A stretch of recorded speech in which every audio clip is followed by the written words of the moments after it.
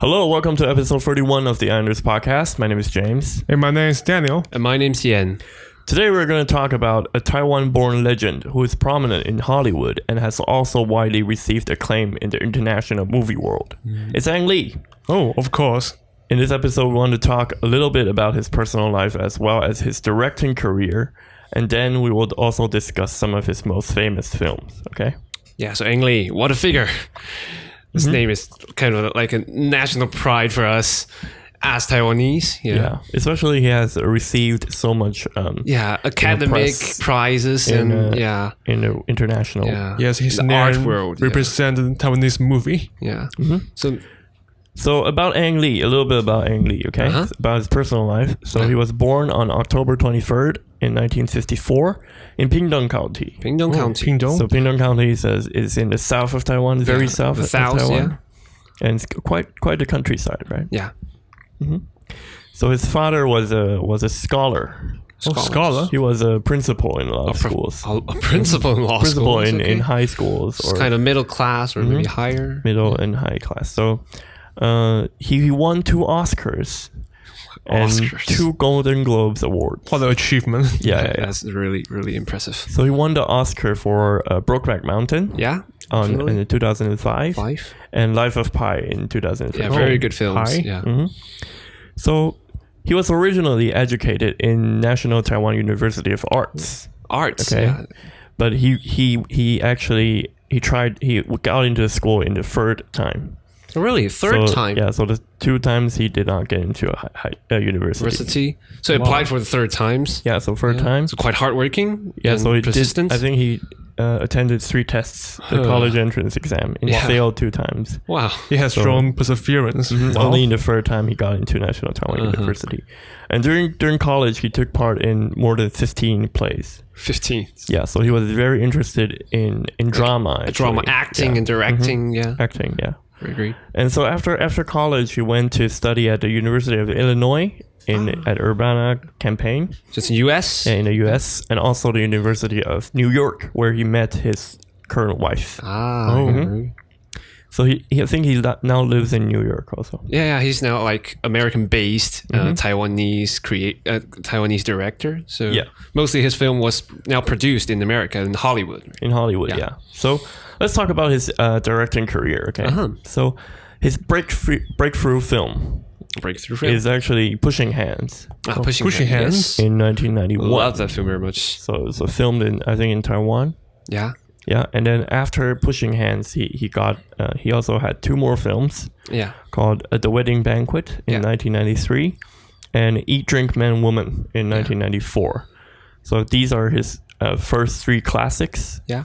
It's known as the Father Knows Best trilogy. Yeah. Actually, I love this trilogy very much personally, and it talks a lot about families and like traditional Taiwanese or Chinese society. How do they view a father, or how father's identity in a family and how the relationship with each other. So quite close to like the life of people at that time. Yeah. Yeah, very traditional. Yeah, very traditional. You know, maybe restricted by Chinese tradition. You know, And also the films like they are part of the film is like abroad. So there maybe a son is studying abroad, or so there's kind of a lot of new elements mixing together. I think it's kind of iconic feature of him, of Ang Lee's film. I think the Chinese American, perspective. Yeah. So after these 3 films, he went to Hollywood actually, and his first film in Hollywood was Sense and Sensibility. Yeah, the literature. Yeah, a famous novel by Jane Austen. Yeah, classic. So he filmed this in 1995, and then in 1997 he also filmed The Ice Storm and Ride with the Devil in 1999. So these 3 films were all filmed in Hollywood, but they didn't receive box office success. Really? So I've never heard about these 3 films. So these 3 films were, I think, still really good rated. Yeah, but they were not doing good in the box office. Yeah. So after these 3 films, he went back to film another famous movie of his in China and Taiwan and in America.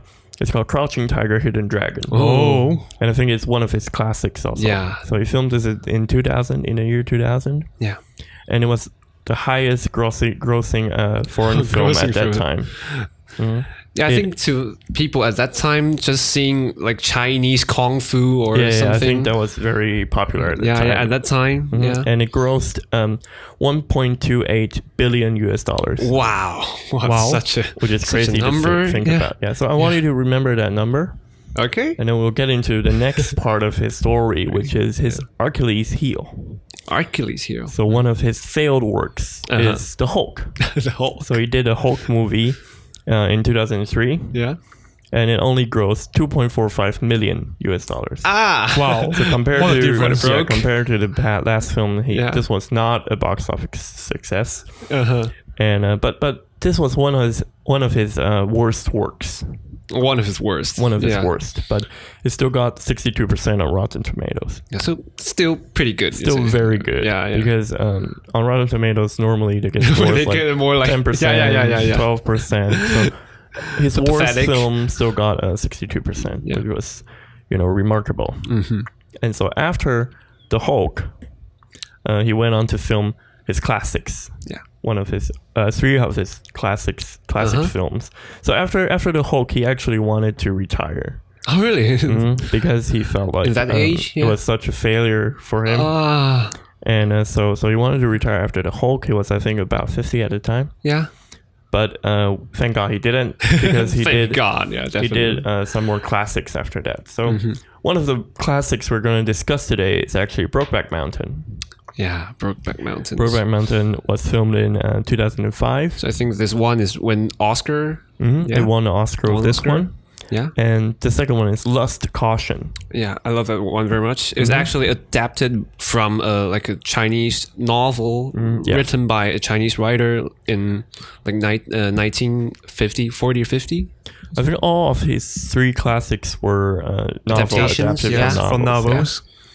And the third one is Life of Pi, which all of you know, right? Yes, in 2013. Yeah. So these three of his are his most classic ones. Yeah, and actually it's really recent films. Yeah, yeah. And after Life of Pi, I think he also did Billy Lynn's Halftime. Yeah. Something. Halftime Walk. Halftime Work. Yeah. Walk. Yes. Yeah. Yes. Walk. And one more, I think. Oh, the Gemini.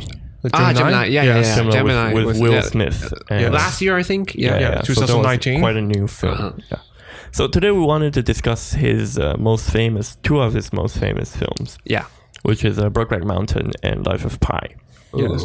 And the reason being, when I was a freshman, I saw both of these films, and I was deeply affected by these two. Yeah. Really? Because they were very, I think, touching to me. So Actually, I just finished Brokeback Mountain in this morning. yeah, because we were doing this episode, so we wanted him to review Brokeback Mountain. Yeah, so It's really a touching movie. So all of us actually seen these three films. Yeah. Yes. Yeah. So today we want to talk about our favorite scenes, talk a little bit about the movie summary, and then the touching part moments for us. Yeah. So from this part on, there will be spoilers. Yeah. So if you haven't seen these two films, you should stop listening now. Because we are going to talk about the story of these two films. A bit stories, but for Ang Lee, his story just doesn't matter so much in his films. So yes, I agree. If you care that, you just... I still think there are some parts. Like Life of Pi, if you haven't seen it, it's definitely don't effective. Don't watch it now. Don't listen to this now. episode. Yeah. Go watch the film. Yeah. Okay. So these two I really recommend. You should definitely go watch it. Okay. So where do we start? Let's start with Brokeback Mountain. Okay. So we want to talk a little bit about a movie summary of Brokeback Mountain. Okay. And Daniel, since you just saw the film, maybe you want to talk a little bit about what happened in the story. This story is about two men. One is Jake. The other one is Alice. Elnis. Yeah. It's about their love. When they were young, they will go to a ranch to farm together. But after life, they just go apart. Yeah. And both of them have their own family. But they later feel that they can live without each other. Yeah. So they meet again. And in these 20 years, they try to keep their relationship while remain their family. But they are really struggle because they are really desire to meet each other every day. Quite a dilemma, I'd say. Yes, yeah. So they struggle to meet each other. Yeah. So the story ends when Jack died in an Accident. Yes, Accident. Yes, that's pretty much about it. I would say its storyline is quite plain, but it's very touchy. Yeah. Okay, so actually, Ennis and Jake, there are two gay men, right? Yes. Yeah. Okay, and Ennis was, I think, portrayed by Heath Ledger. Heath Ledger, yeah. The very legend Heath Ledger. Yeah. And also Jack was portrayed by Jake Gyllenhaal. Yeah. So both two very famous Hollywood actors. Yeah. And so this film created quite a controversy at the time. At 2005, right? Yeah, and you can understand that at 2005, the voice for gay marriage or the voice of like a same-sex marriage or the love between them is actually still contradictory at that time. It's still very different from right now. Right? So 10 years later. Yeah, so 15 years later. 15 years later. People weren't as weren't accepting this film as they are now, right? Yeah. So I think that this movie almost won something, but didn't. Yes. At the time. PC problem, So Ang Lee thought that this was maybe related to the gay theme in this film. Okay. So what are your favorite scenes in this movie? Daniel, do you want to start first? My favorite scene is the last time they mate. In last scenes, they fight fiercely because Jake wants to spend more time with Ellis. But Ellis reject his proposal. So why he reject? The reason why he reject? Because when he was a child, in his village, two gay men was tortured by someone to death. Yeah. So deep in their heart, they know that the whole society can accept their relationship. Because the time of this story is in 1960 and 60s to 70. Yeah, it's very conservative. In the west part of America. So I think at that time it was his father who took him to see the torture of the gay men. So the body of the I think it scarred him deeply for life, and he couldn't completely, accept him and Jack's romance. Yeah. Definitely shadow in his heart. Yeah. To me, the most impressive one is how Ang Lee portrayed these characters. They give these characters full emotion, full history and body, makes them a vivid character. And you can understand their feelings, right? Just seeing their screen playing. Yeah.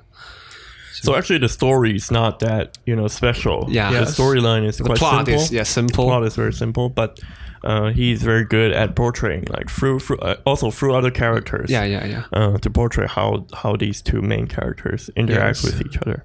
Yes, in that scene, I saw the explosion of their emotion. How they struggle to love each other openly and bravely. Yeah. Yes. Yeah. To me, those conversations, as those tensions build in their words, is just so touching for me to understand their reason why and how do they make that choice, right? So very touching for me to seeing these characters being played vividly as real person. Yes, I think in this Ang Lee's feature, he's really good at portraying ordinary people. Yeah, all these details of life. Yeah. My most favorite part is how he portrays his family. Both of their families. And through their family's reaction and interaction, you can really see how the story, progresses. So my favorite part of the whole film is, I think, it's the last scene. So it's kind of a aesthetic playing. Is that I think it's Jack or Elnis. Yeah, Elnis get back to the house and see that the shirt of Jack's. So, and the scene is that there are two shirts that like kind of hugging together, and it's somewhat just touched a piece of my heart. Is that I can see, although they cannot be together or having a very great romance, like at that time, but their love still lasts. Yeah. I believe the shirt have deeper meaning. Yeah. Yes, because the Ellis Jack's covers Jack's shirt. Yeah. So I believe it means that the two will still love each other for eternity. Yeah, and they covers each other for the struggles outside, and those words were going to hurt them. Yeah. So I actually read the story before I saw the movie. Oh, really? In freshman, yeah. Because I was taking a class, and then they told us to read a novel before watching the movie, and I really thought that Ang Lee did a good job in adapting the story into a movie. Yeah, much unlike some other movies, some other films. I will not name names, but so I'm very impressed in his ability to really transform a film from a novel and really portray a lot of the characters and the story very well. Yeah. So the storyline is quite the same with the novel, and the story is quite short. The novel is actually quite short. I think only a couple of pages. Oh, really? Yeah. So he stick to the origin, but still dig into those emotions and characters. Maybe a deeper version of the novel. Okay, so I think that's about it for Brokeback Mountain. We want to talk about his other famous film called Life of Pi. Oh, Life of Pi. Yeah, in 2013. Yeah. So movie summary. Maybe Yan, you want to give us the movie summary of Life of Pi? Okay, so Life of Pi is I think it's Indian, it's Indian adolescence, and he was born in a family. They I think they run a zoo at Indian, and once they take the whole all their animals onto the sea, they have a trip. I think toward somewhere. I'm not really sure. To America. I think it's America. Yeah. Yes. So the boy named Pi.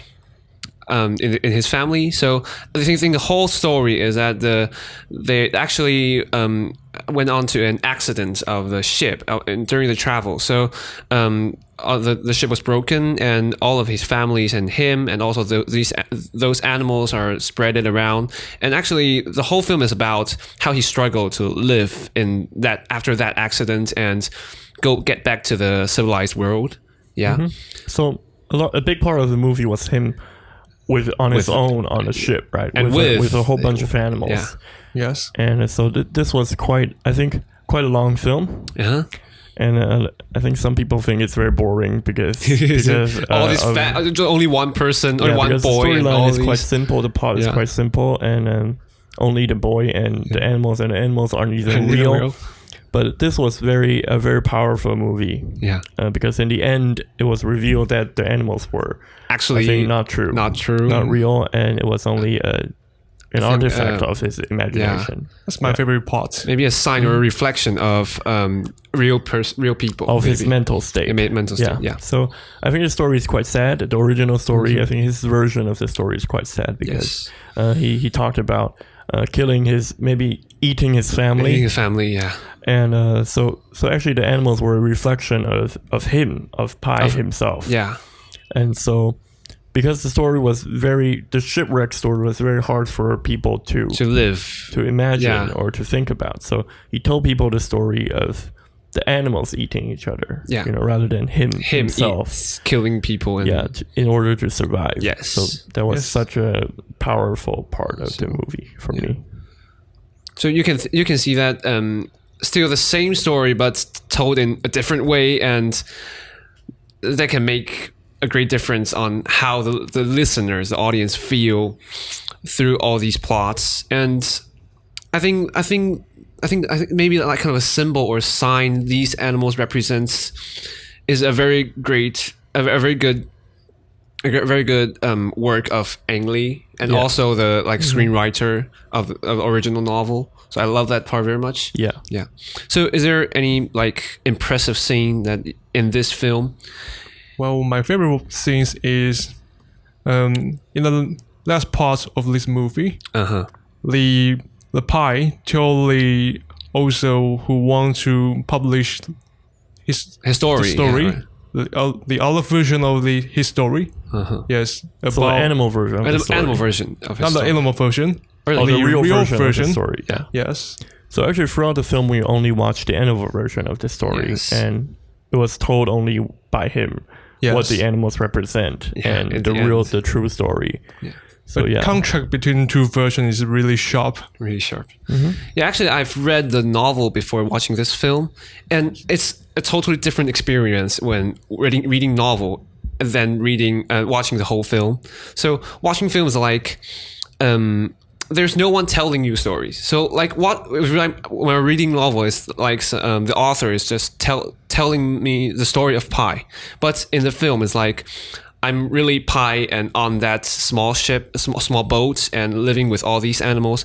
And at the end, the turn comes, and I feel myself being hit by the powerful punch of the screenwriter and the director as well. So for me personally, the scene I love the most is the scene that their boat came onto an island, and actually at that time there's only Pi the boy and another tiger called Richard Parker on the boat, and they get on the beach, and the Richard Parker leave him and walk into the forest. And at that time, Pi felt very frustrated and very sad about why Richard Parker is leaving him.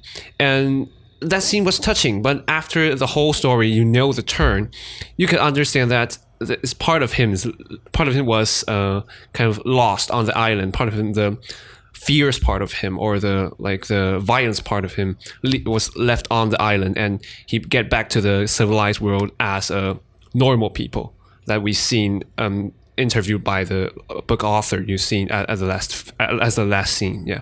So I think this part of separation of himself is quite touching to me. Yeah.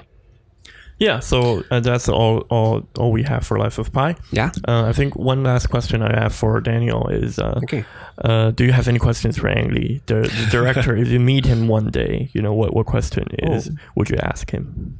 The question I would like to ask is, why do Ang Lee insist on using new technologies on films? Like currently, he's trying to film movies in 120 film per second. There's a billion, and also the Gemini. Yes. Also both uses technology. Even though this film might not work, why he is still insisting on using this technology? Mm-hmm. Actually, I've seen an interview asking him about this question, and I think his answer is quite inspiring. He said that as a trailblazer of the film art, so he's trying his best to using all these tools they got from all these technologies and try to create try to expand push the border of the film art. He's trying everything he could to do this. So I think I can see his goal of making films are not only just for sending message to the audience, but for film art itself. Yeah. Wow, it's really an quite ambitious attempt. Yeah, really. Mm-hmm. Yeah. So I think that's about the time we have for today. Okay. So be sure to follow us on social media, on Facebook, on Instagram, on Spotify and YouTube and all that. Yeah. And we'll see you on Saturday to talk more about Taiwanese movies. So be sure to follow us on Saturday. So goodbye for now. Goodbye.